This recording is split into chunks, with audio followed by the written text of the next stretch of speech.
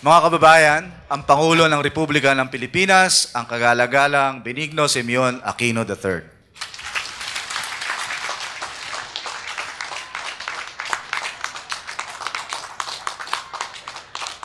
Ay, sa lahat paupo tayo lahat. Executive Secretary Jojo Ochoa, Governor Cora Malañaon, Congressman Nelson Dayanghirang, Mayor Camilo Nunez, Secretary Proce Alcala, Secretary Babe Singson, Secretary Bods Casmin, Secretary Dinky Soliman, Secretary Maroas, Secretary Sani Coloma, Secretary Renel Mendras, Secretary Lu Antonino, General Manager Gito Cruz, the EDSA People Power Commissioner Cesar Sarino, farmers, local community members in the Mandayas of Katil, Davao Oriental, other local government officials present, fellow workers in the government, mga minamahal ko pong madayaw na adlaw kamayo tanan.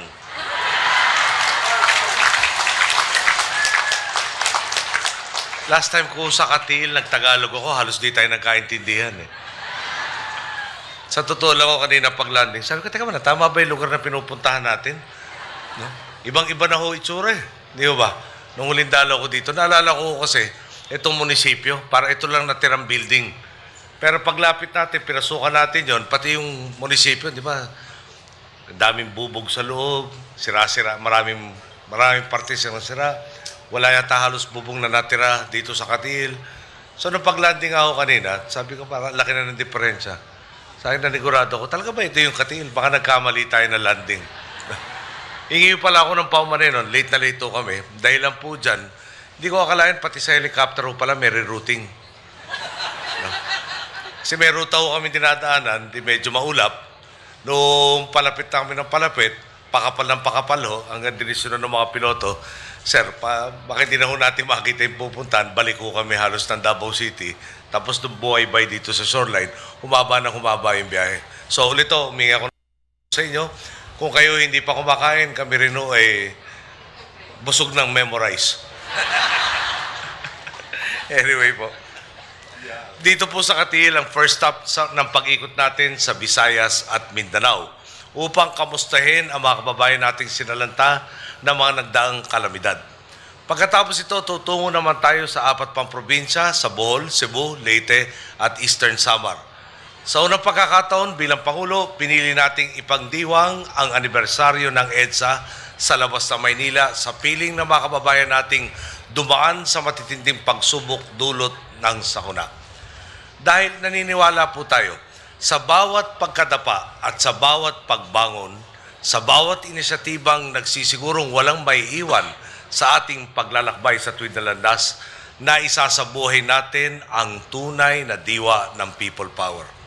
Habang nasa helicopter po kami kanina at binabaybay ang Davao Oriental, wala pong duda na sa aming nakita. Talagang nagbabalik na ang normalidad sa inyong lalawigan. Ibang-iba na ito sa nakita nating sitwasyon matapos ang paghagupit ng Bagyong Pablo. Sa lakas ng bagyo, halos mabura ilang mga bayan. Isa nga po sa mga pinakamatinding tinamaan ang munisipyo ng Katil. Nadurog ang mga tahanan, naglaho ang maraming pinagkukunan ng kabuhayan, napadapa ang mga puno, nasira ang infrastruktura, at ilang araw ninyong tiniis ang kawalan ng tubig, kuryente at maayos na komunikasyon. Sa kuryente po, kakatapos ko lang kausap si Secretary Abad, tinawagan na rin po si Secretary Petilla at ang ating pong NEA Administrator. So, no?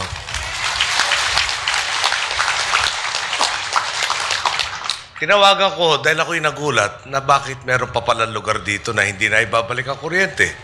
No? Tapos ang sagot sa akin ay meron na ho pending request ang NEA. Sagot ng DBM, wala ho sa amin yung request. Tinatanong ko ngayon ng DOE, nasan ba talaga yung request na yan? Buti pa, sa tagal ng beses kung tinanong sa inyo to, bago ako umalis sa Katil, kailangan ko ng sagot na matino at maayos. Okay?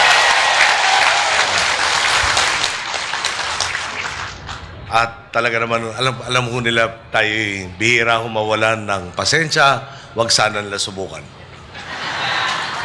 Subalit gaano makatindi pagsubok na inyong hinarap, tinumbasan ninyo ito ng malasakit, damayan at dedikasyong bumangon. Agad din pong tumugon ang inyong pamahalaan sa obligasyon nitong maghatid ng ayuda sa mga nasalantang komunidad. Tulad po ng 508,234 food packs na po ang naipagkaloob natin sa mga apektadong pamilya sa Davao Oriental. Upang magkaroon ng maayos na ugnayan ng iba't ibang sektor para sa inyong rehabilitasyon, itinatagpo natin ang Task Force Pablo. Suma total, 10.5 billion pesos ang inilaan natin para sa pagbangon ng mga apektadong komunidad.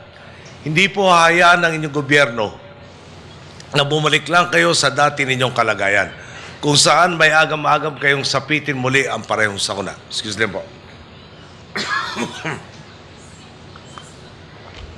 Ang hangad po natin, siguro'y mas ligtas, mas matatag at mas maayos ang kondisyon ng mga estrukturang ating ipapatayo. Ito nga po ang batayang prinsipyo sa likod ng ating programang pabahay, kung saan 17,480 pamilya ang target nating bigyan ng permanenteng malilipatan sa Davao Oriental at Compostela Valley. Po sa Katiil, 110 na tahanan na po ang ating natapos maipatayo. Tuloy-tuloy pa ang konstruksyon natin sa mga housing units na ating mga permanent relocation site kung saan layunin nating mailayo kayo sa peligro. Umaasa po tayong pagdating ng Agosto, makukumpleto natin ang relokasyon ng 1,179 na pamilya dito sa Davao Oriental, sa Katiilang. Kita naman po nyo NHA General Manager, kanina po tumutungo. Ibig sabihin, dito lang ako sa Katiil, 1,179. Chito, alam mo naman, binilin sa akin ng tatay ko, pag nagbitaw ko na salita, nangyayari yan. Okay. At tiyempo, alam naman po nyo, pinaslang ang aking ama, Agosto. May babangon natin itong 1,000 na mahigit na pamilya sa Agosto rin. Mukhang timing na timing. Pero kung gagawin mo naman sa June o sa July, no, wala akong siguro magagalit. Pwede na ho sa hindi tumupad sa usapan, basta hindi ho lumampas sa Agosto. Pwede mapaga. Okay. Bukod sa pabahay, naglad din po tayo ng 573 56 million pesos para sa ating Cash for Work program para sa Davao Oriental. Umabot po sa 57,890 nating kababayan ang nakinabang sa pasahod, kapalit ng pagtulong sa pagbangon muli ng kanilang mga komunidad. Mulat din po tayo sa malaking ambag ng sektor ng agrikultura bilang pundasyon ng isang masiglang ekonomiya, lalo na sa mga lalawigan tulad ng inyo kung saan masagana ang lupa at masisipag ang magsasaka. Nakita nga po natin ang tagumpay ng mga proyektong tulad ng Hot Pablo sa Katiil, Baganga at Boston, kung saan marami itong binuksang pagkakataon sa ating mga kababayan. Alam po nyo, nung una ko narinig yung Hot Pablo, sabi ko, akala ko bagong issue to. Nung pala, di ba, paminta, kaya hot. Pablo, dahil na-discovering mapagkakakita to, tapos ng Typhoon Pablo. Alam mo nyo, para maliwanag lang, at gusto ko naman mapuri si Secretary Alcala na pinagpepestahan na maraming sektor ngayon. No? Isipin po nyo, karamihan dito, tanda ko, nabubuhay sa pagnyonyog. Tama ho ba? Okay. So, una ko tinanong, natin bubuhayin yung nagsasaka kung yung puno ng nyog ay abutin ng 7 taon bago mamunga. Ano ang gagawin ng mga kababayan natin habang hinihintay? Tumubo, lahat ng tumumba. At kung tama akong tanda ko dito sa Katiil, para wala akong nakita ng isang puno ng nyog na nakatayo. Tama ho ba? So, doon ho, at kailangan naman natin purihin ng DA, sama ang DTI, nagtulungan, napansin, yung paminta, 3 buwan na tinatanim, pwede na mamunga, tama? Yung hot chili. So, ginagawa ko ng finished product pepper. Yan, paminta. Pero 3 months. Yeah? Okay. 3 months itatanim, papakinabangan na, at ngayon, ang sinasabi po sa akin ni Secretary Alcala, nag-export na nga raw tayo sa Brunei, nag-export na raw sa Singapore, trial run pa lang yon. Ngayon po, meron na rin bagong dumating, kanina umaga yata, nagpaluwal, private company, dahil gusto rin mag-angkat ng sa Guam naman. Okay. At ang problema raw ngayon ay kulang pa raw ang production nyo. Okay. So kung bagay yung oportunidad, nandyan o, samantalahin natin para talaga naman lubusan ang pagkagat natin. Kaya naman po, sa ibang kultura, nakatutok tayo sa pagkakaloob ng mas matataas na kalidad ng binhi maayos na patubig at pagsasanay upang mapalago ang inyong ani at kita. Diyan po sa pagnyunyog, meron tayong pagkukunan ng pondo, matutulungan na nagnyunyog, pero magkakaroon nun ng kondisyon. Yung kondisyon po, kailangan gumawa tayo ng tinatawag na intercropping. Ibig sabihin nun, sayang naman yung lupa sa pagitan ng mga puno, bakit di natin gamitin para mapalaki yung kikitahin sa bawat hektarya. Pag nagnyunyog lang raw ho kasi sa isang hektarya, at tinatayang kinikita ay mga 20,000. Tama ba? 20,000 ay per annum, no? Per year. 20,000 pesos per hectare per year. Pag nag-intercropping sa kakao, maabot ng 100 plus thousand, no? Per hectare times 5. At pareho na rin naman na inalagaan na natin yung sakahan, bakit hindi isagad? Okay.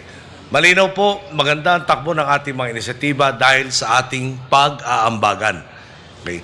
Ganitong pagdadamayan din ang kailangan natin upang tuluyan na nating matamasa ang tagumpay sa kabila ng mga trahedyang. Sa harap ng pagsubok, hindi tayo nagmumukmok sa isang tabi at tumasa sa milagro na bukas makalawa, normal na ang lahat. Sa halip, kapit-bisig tayong kumikilos. Gaya ng ipinamalas natin noong 1986, mula natin pinapatunayan sa mundo ang pambihirang pagmamalasakit ng Pilipino sa kapwa Pilipino. Talaga naman pong isang malaking karangalan para sa akin ang maglingkod bilang Pangulo ng bansang hindi natitinag at sa halip ay lalong humihigpit ang pagbabayanihan sa harap ng mga hamon. Panatagalog ko sa gabay at tulong ng Panginoong May Kapal, kakayanan nating lampasan ang mga darating pang pagsubok.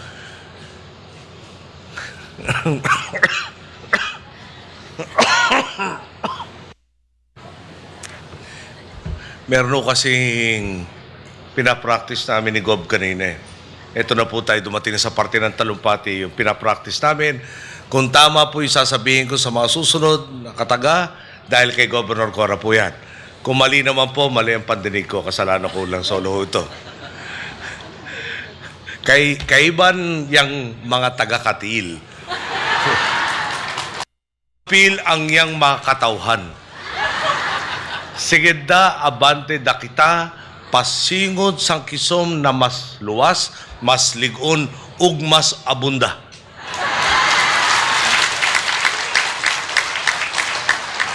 Sana natatawa ko kayo sa punto ng Kapampangan nagmamandayo. At hindi ho nagkamali sa mga napakinggan nyo. Mga kababayan, sa totoo lang po. Sabi nga nila, yung sakuna, di ba? Darating yan. Wala pang teknolohiya para mahinto lahat yun nito. Pero talaga naman ho, sa pagtutulungan natin, at ulitin ko lang ho, ano ba yung EDSA? Yung buod po niyan, nasa diktadurya tayo. 14 na taon, dumating sa karsada, ang Pilipinong gising na gising at nagsabing tama na, sobra na, at palitan na. Tumayo doon, hindi sa pangsariling kapakanan, tinignan yung kapwa na hindi makakilala nakipagkapit-bisig doon. Nagtanga na. At sinabi lang hindi na pwede itong miiral ito at binago po ang ating lipunan. Dito po, ibang paghamon. Hamon naman ng kalikasan, hindi po ng tao. At talaga sa totoo lang, no? Tama ho yung desisyon na umikot tayo at makita ko nung ibig sabihin talaga ng sambayan nagtutulungan at talaga naman pong buwabalik tayo, hindi sa dati lang, kundi itinatatag natin ang mas matibay na kakayahan at makagamitan na sa pagharap natin sa masusunod na mga pagsubok, talaga naman lalo tayo masanda. Yung sa dulo lang po, sabi, salamat Pangulo, yung narinig ko. Alam mo nyo, ang instrumento lang nyo ako eh. Kayo nagdesisyon, mabigyan ako ng pagkakataong itong maglingkod sa inyo. At lahat po na nangyari to, tulad ng binabanggit kaninang tulay na mabilis itinatirayo. Ano naman ho kakayahan ko gumawa ng tulay? Siyempre, si Secretary Singson, hindi lang ho magaling magpatayo na infrastruktura, may pusong tama pa, hindi ho dinadaan ako ano nung pahirap para magkaroon ng pagkakataon na kumita ng hindi tama. Di ba? Ang habol niya, ibigay ang kailangan ng sambayanan kaagad tulad ng iba pang miyembro ng ating kabinete. So, kung wala kayo, hindi natin nagawa to. At sana po, makita lang po natin sa madarating na araw, meron pa mga hamon. Malaki talaga ang pinsala, dinagdagan pa na iba pa mga pagsubok. Pero habang nakakaisa tayo, no, oras lang ang usapan bago natin matapos at marating lakbay at marating ang gusto natin paronan. Magandang tanghali po sa inyo lahat. Maraming salamat po.